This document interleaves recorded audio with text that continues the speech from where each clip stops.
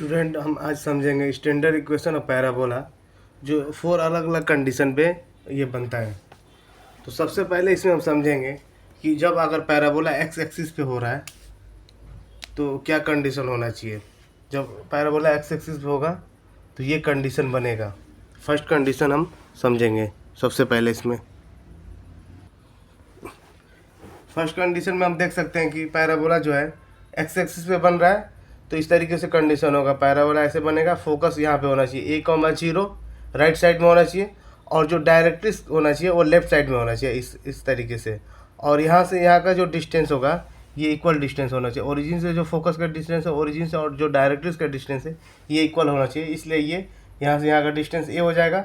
तो हम कह सकते हैं जो डायरेक्ट्रिक्स होगा ये x is equal to -a होगा, तो a की वैल्यू -a की वैल्यू इधर लेकर आएंगे तो x plus a is equal to 0 हो जाएगा। तो ये इक्वेशन ऑफ डायरेक्ट्रिक्स है, x plus a is equal to 0। और इसकी जो स्टैंडर्ड इक्वेशन होगी y square equal to 4x होगा। जब भी हम क्वेश्चन सॉल्व करेंगे तो इस इक्वेशन से कंपेयर करेंगे, और इस इक्वेशन को देखकर हमें समझ में आ जाना चाहिए कि पैराबोला एक्स एक्सिस के ऊपर है।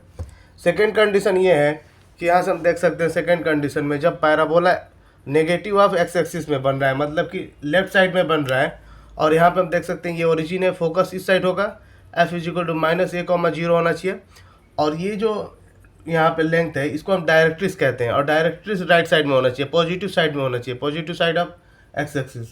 तो यहाँ पे हम कह सकते हैं x is equal to a होगा, तो a की वैल्यू इधर आ जाएगी, तो x minus a is equal to 0। तो यहाँ से जो कंडीशन बनेगा y square is equal to -4x बनेगा। जब भी हम क्वेश्चन सॉल्व करेंगे तो ये कंडीशन देखेंगे कि y square is equal to -4x के कंडीशन में है या नहीं। अगर इस कंडीशन में होगा तो जो पैराबोला होगा नेगेटिव ऑफ एक्स एक्सिस के इधर होगा यहाँ पे।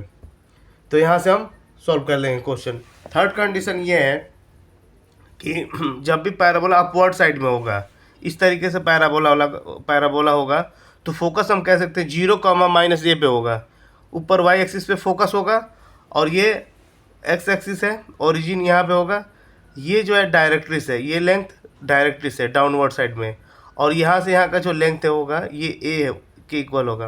तो हम कह सकते हैं y is equal to -a, तो यहाँ से जो इक्वेशन आ जाएगी y plus a is equal to 0, और यहाँ पे ये इक्वेशन ऑफ डायरेक्ट्रिक्स है y plus a is equal to 0। जो इसकी स्टैंडर्ड इक्वेशन होगी उसको हम कह सकते हैं x square is equal to 4ay।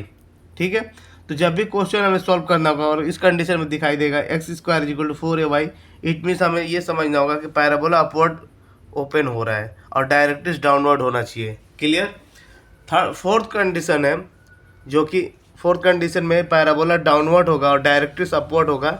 यहाँ पे हम देख सकते हैं इस डायग्राम से कि ये एक्स एक्सिस है, पैराबोला डाउनवर्ड ओपन हो रहा है, डायरेक्ट्रिक्स अपवर्ड है। तो पैराबोला जब भी डाउनवर्ड होगा तो फोकस यहाँ पे होना चाहिए, नेगेटिव ऑफ वाई एक्सिस पे होना चाहिए।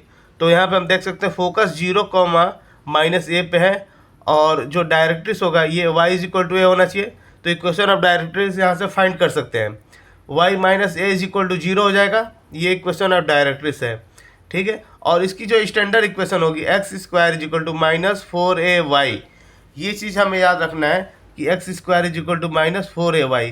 एक बार मैं आपको रिवाइज करवा दे रहा हूँ, और ये स्टैंडर्ड इक्वेशन हमें याद रखना है। फर्स्ट कंडीशन में स्टैंडर्ड इक्वेशन ये होगा y square is equal to 4x। Second condition में स्टैंडर्ड इक्वेशन होगा y square is equal to -4x। Third condition जब आएगा तो ये हम कह सकते हैं कि x square is equal to 4ay होगा। फोर्थ कंडीशन जब भी आएगा तो पैराबोला डाउनवर्ड होगा इस केस में, और स्टैंडर्ड इक्वेशन होना चाहिए x square is equal to -4ay। So this is all about the standard equation of parabola. Next video में अब हम क्वेश्चन सॉल्व करेंगे पैराबोला से रिलेटेड, और क्वेश्चन में ही हम समझेंगे शिफ्टिंग का पैराबोला अगर होगा, मतलब वर्टेक्स 0,0 नहीं होगा तो वर्टेक्स कुछ भी हो सकता है, फोकस कुछ भी हो सकता है, जरूरत नहीं कि एक्स एक्सिस पे हो सकता है। तो कितने का शिफ्ट आया, कितने का चेंज आया, स्टैंडर्ड इक्वेशन ऑफ पैराबोला के हेल्प से क्वेश्चन को सॉल्व कर लेंगे।